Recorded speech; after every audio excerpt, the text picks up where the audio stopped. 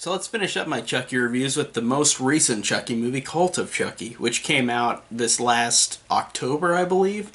And I'd say in terms of like ranking these movies, this one would probably be like my fifth favorite. I think a top five, because I'd say like out of like there's three I can't choose between: Bride of Chucky, Curse of Chucky, Child's Play 2. Those are my top three. I can't choose in order. And then I bet the first one, and then I think Cult of Chucky, and then three, and then Seed of Chucky.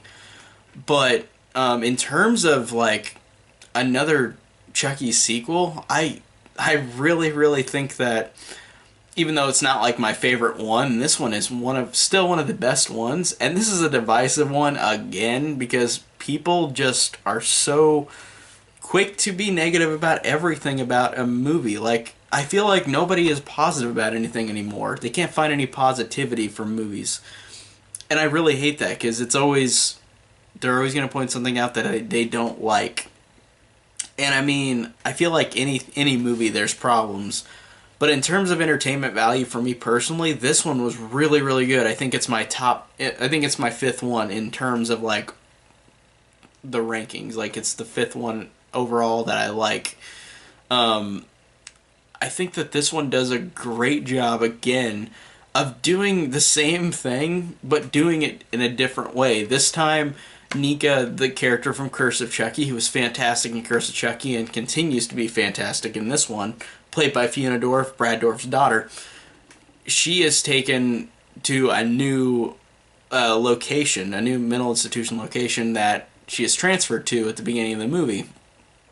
And she is kind of brainwashed by this doctor who says like Chucky was a figment of your imagination. You killed your family. Like, you did all this and you left Alice like familyless. Like, she has no family at all except for you, but you killed them all. And I thought that it was a weird thing that like they did that because she quickly gets out of it. Like, she quickly realizes that Chucky is alive. But I guess like, it makes sense because it does have to build up to where she doesn't realize he is. But she does pretty quickly, so that's one of my little qualms of it. I'm just like, oh, okay, you didn't have to say that like she forgot. She could have just known.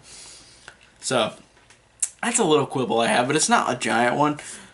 But she is taken to a new institution, and then Chucky is, well, there's a Chucky doll there, and then there's another Chucky doll sent by Tiffany, who comes in. Tiffany Valentine is what she uses her name for, which I think was her real name before she was married to Chucky. But I like the fact that Nika's taken to this institution, meets Tiffany, and Tiffany says that she's Alice's like legal guardian. And there's a great scene between the two of them, and it's a funny scene, but then it gets emotional. I thought it was funny because it starts out with these little jokes that they do in all these movies where like they're kind of like, especially after Bride of Chucky, they're self-aware. But it's funny because whenever Nika meets Tiffany, she looks at her and says, "You look really familiar. Has anyone told you look exactly like Jennifer Tilly?" And then Tiffany says, "Yeah, I get that a lot." And I thought that was funny, and I felt like it didn't like overexert its bounds, as opposed to like Seed of Chucky, where like it's all the time like meta humor like that. But humor like that and this is less than that movie. But I thought that was funny, and I love the fact that after that, Nika asks, "Where's Alice?" And then Tiffany just says, "She's dead, Miss Pierce." Like, she says it in a matter-of-fact way. And I don't know if is she really just dead? Because they didn't, like, you see her in like a dream, but that's all Tiffany says is that she died, and I don't know if that, and Chucky implied that she died too, but I wonder if she's actually dead. I wonder if I feel like she might come back in another sequel, the girl who played Alice. But regardless, in this movie it was fine because I thought it worked really well for Nika as a character to realize that Alice is dead, and then kind of breaks more because all her family's gone now. Like, everybody's literally gone. And then Tiffany says, well, then, and here's this doll, and it's another Chucky doll, and she says, here's this doll for that they use in Alice's therapy. You're gonna, like, she wanted to give it to you. And then it's just horrible that, like, Tiffany comes and does that and then leaves. And I thought it was just kind of like, wow, just, but I mean, it's Tiffany, she's a heartless person, but I thought that it was horrible that she would come in and say that your niece is dead, and then that's it, and then just walk out. But I like that, and then I like the fact that it becomes a Chucky movie again, where like, or I mean, it becomes the same kind of Chucky movie where she figures it out, nobody believes her, but they do a 180 thing in this movie where like Chucky does come into the institution to get to Nika, and the audience is thinking he's trying to kill her, like she's like that's what his thing he was trying to do in Curse was. But then you realize, like, because Chucky gets surprised because he walks in on Nika sleeping, but then she slit her wrist because of hearing that Alice is dead. So it changes Chucky's perception of her. So then Chucky, like, she wakes up and then finds her arms are stitched up. And the audience is thinking, what's going on? And I like the fact that it builds up to, in the end, whenever Chucky actually possesses her, like he needed her as a vessel. But I like the fact that threw off the audience, because you go in and you're like, oh, he's going to kill her, but then she's already slit her throat, or slit her wrist, like she's going to die, or wants to die. So I like the fact that he writes in blood on the floor, he says, not yet, like, because he is using her to possess her. Like, that's what he wants. And I like that. And there's another scene right before that where it kind of threw the audience through a loop. And for me, it was funny because everybody in these movies are scared of Chucky. But then, since it's in a mental institution, there was a great bit with this older woman who thinks she's already died and has come back. And she's got schizophrenia, I think. I think that's what it is. But she talks to Chucky on the phone, apparently. And she sees Chucky in the institution, and he's like, where's Nika? And she says, down there in the blah blah blah door over there.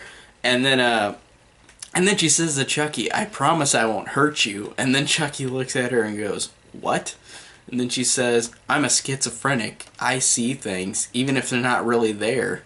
And then Chucky gets really mad at her, and I like that, because there's not a character in the other movies where they, since it's in a mental institution, she's already crazy, so she's thinking she's imagining things, and it hurts Chucky. And I liked that they actually, like, picked at this character. I like that, because he was like, I'm a supernaturally possessed doll. I'm right in front of you, and she's like, I don't think you're here, or something like that. And like he says, okay, lady, you're next after I go kill her, or I mean after I go down there. And then I thought that was hilarious that she did that. I thought that was a great moment, just a different moment in the franchise where you're like, okay, they usually are always scared of him, but this person isn't because she already sees things. That's a clever idea. And then it becomes, like I said, a typical Chucky movie where Nika figures it out. Nobody believes her. He starts killing off all the patients. And then it gets really interesting toward the end, but I want to mention the other characters besides Nika first, because I do like all these side characters. That one lady who sees things and made fun of Chucky, like, because she thought he wasn't there, is awesome. I like how these characters all have different personalities to them, and they all feel different from each other. Like, the guy character, Malcolm, has multiple personalities, so he pretends that he's different characters, or different people, so he pretends that he's like Mike Zuckerberg or Michael Phelps. That's a cool quirk for this character. Like, it doesn't make him seem like the same character as all the other mental patients. There's the bitchy character who I guess she's in the mental institution because she burned down a house. I guess that was kind of weird, but she's good because she's just such a horrible person, like just a pushy person to everybody. And I really liked the character who treated the Chucky doll as her baby, because you realize that they peel off a layer of this character later where she killed her baby in real life because the baby was crying so hard that she couldn't stand it, and she killed it. And then she uses the Chucky doll as a vessel. And that's interesting too, the way that they incorporate these little plots of these characters, and they feel like they're so different from each other in each iteration of each character in this institution. Like Malcolm, like the old lady who sees things, Claire who bitches at everybody, like this woman who thinks that the Chucky doll is her baby because she actually murdered her baby. I like how all these different characters have different personalities and quirks to them, and that made them memorable and made them all different as opposed to being the exact same type of characters. They had depth to them for a horror movie, and I thought that it was just really good again with these characters. Like all these side characters are memorable, and I love that. But after characters, I love the fact that we get to the third act, which Andy is in this movie too, and it's been building up to where he has had the Chucky head from Curse of Chucky that he shot his head off, and apparently Chucky's still alive with that head, but like a gash of his head is gone, just like this. So Andy realizes Chucky's plan, where Chucky in this movie, which is a new cool thing that they utilize in this movie, is that Chucky can now possess multiple Chuckies, and is the reason why Tiffany brought in the Chucky doll. So then Chucky started possessing all these other Chuckies, and then you realize that how this starts working is really interesting, having multiple Chuckies. I think that's a great idea. And I liked the fact that as the movie started to end, you get the doctor character who realizes a shitbag who's been hypnotizing Nika, and apparently, without her consent, having sex with her. So yeah, he had to die. Of course, he was a horrible character, in that way. And I liked the fact that whenever Nika possesses Chucky, she's got on these shoes that he puts on her because he thinks they're sexy on her. So she gets these high-heeled shoes whenever she gets possessed as Chucky, and then Chucky literally just kicks him in the face and makes his head a bloody pulp. And it was really insane. It was disgusting and it was awesome, but that was a great payoff for a piece of shit character like that.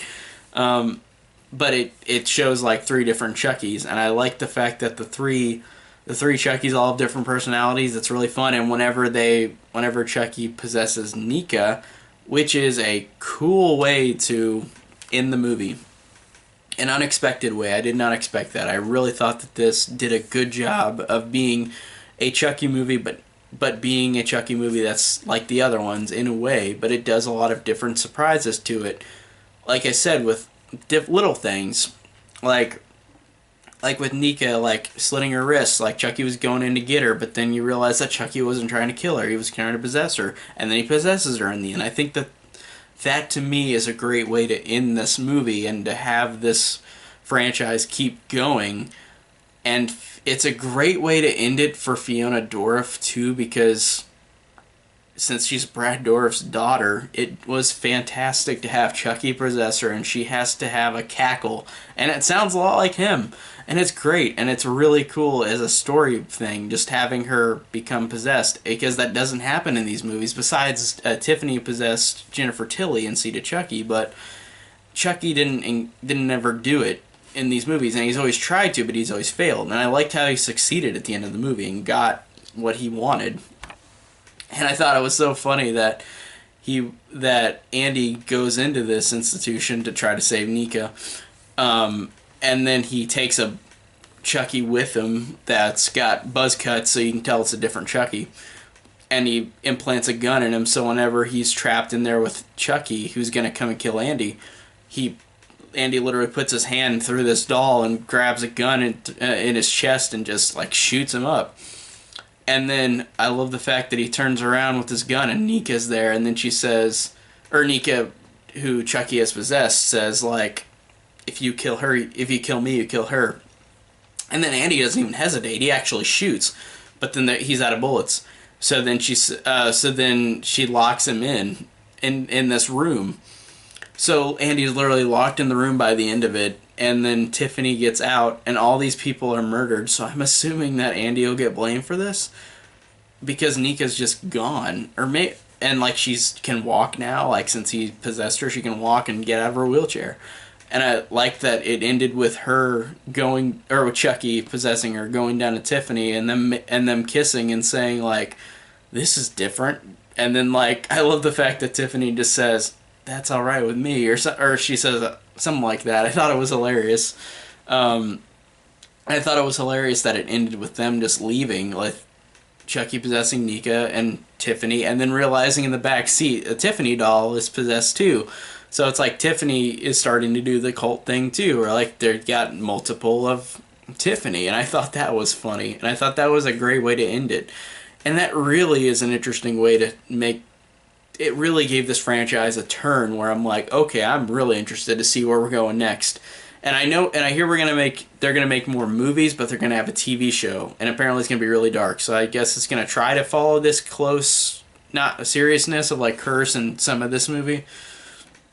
But I'm really curious to where they're gonna go with this franchise. Oh, and I love the end credits scene, which is something that, like Curse of Chucky, they did an awesome job of bringing back an old character from a long time ago and just putting him in this movie, because it ends and then the end credits start where Chucky's head is still at that cabin where Andy had him, and then a car pulls up.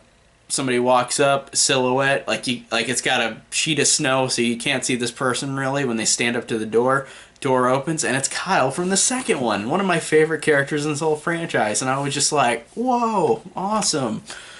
And then then he looks at her and just goes, Kyle, and then she says, Andy sent me. We're gonna have some fun. And she's got like, I don't know what she has with her, like some, I couldn't even tell what it was. But she had a weapon with her, and like you just hear Chucky screaming as it ends, and I'm like, that's cool. Even though she got away, even though Chucky got away with possessing Nika, and him and Tiffany are gone, I like the fact that Andy's still got the Chucky with him, the real one, the actual hive mind, I guess, like the real Chucky right there in that cabin, and Kyle goes and tortures him. So I'm assuming Kyle could get him out. I hope Christina Lee's has like a lot of time in the next movie, because I love her. I think that she's great, and I hate that she was only in the second one and never came back until now, which was an awesome surprise. I'm hoping like in the next movie they'll have somebody like Tyler or Kristen or like somebody else that you haven't seen for a long time. But I was so excited to see Kyle again. That was so great. And I've seen this movie like, I don't know, like 5 or 6 times since I've got it on Blu-ray, because I bought it day one, of course, because I'm such a big fan of this franchise. It's not my absolute favorite, but it's still a really, really fantastic one with so many great moments, a great ending. I'm so excited to see what this franchise does next, and I really can't wait for whatever comes next in this iterate. Like, if it's either a TV show or a movie, I don't care. I'm sold on whatever comes next.